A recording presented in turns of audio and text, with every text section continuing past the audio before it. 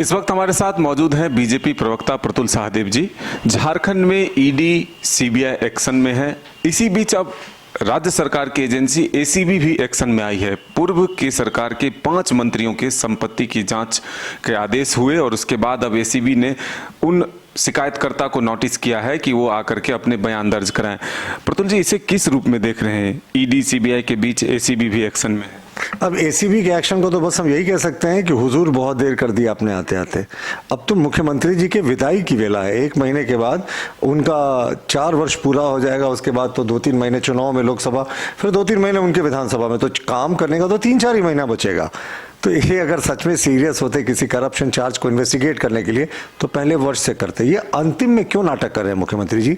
क्या आपके ऊपर 1000 करोड़ आपके प्रतिनिधि के ऊपर जो आरोप लगा और जो आपके ऊपर तमाम घपले घोटाले का आरोप लगा, आप तो देश के पहले मुख्यमंत्री हैं। हम भी आपको प्रणाम करते हैं जिन्होंने खुद माइनिंग लीज अपने नाम कर लिया था।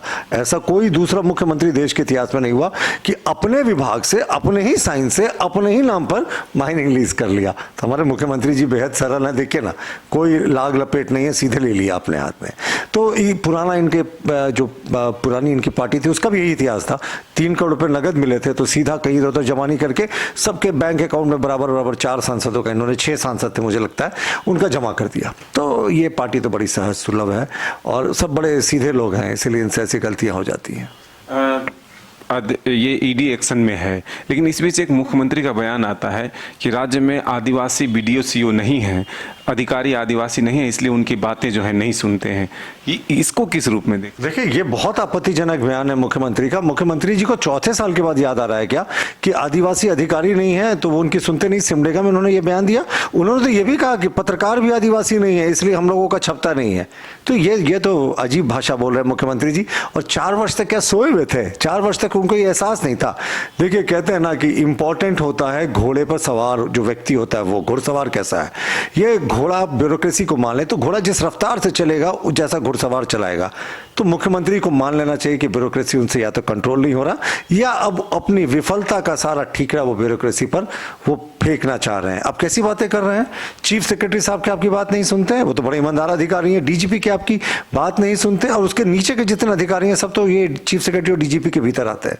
बहाने कर रहे हैं मुख्यमंत्री जी।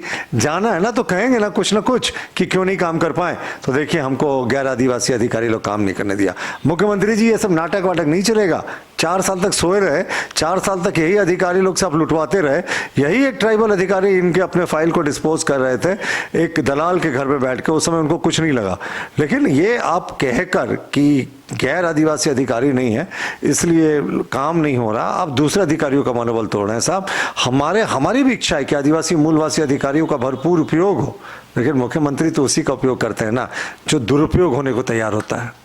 लेकिन क्या किसी अधिकारी को जात से जोड़ करके देखना, उसके जो कर्तव्य के लिए जो शपथ लेते हैं उससे अलग नहीं होगा ये सवाल?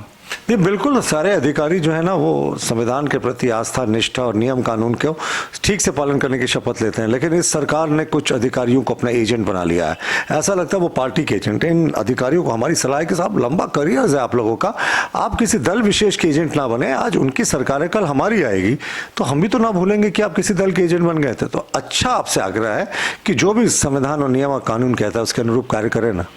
तो बिल्कुल, आपने सुना कि जिस तरह से मुख्यमंत्री ने ये बयान दिया कि आदिवासी बीडीओ सीओ नहीं है इसलिए उनकी बातों को नहीं सुनते, इस पर अपनी प्रतिक्रिया प्रतुल सहदेव ने दी है।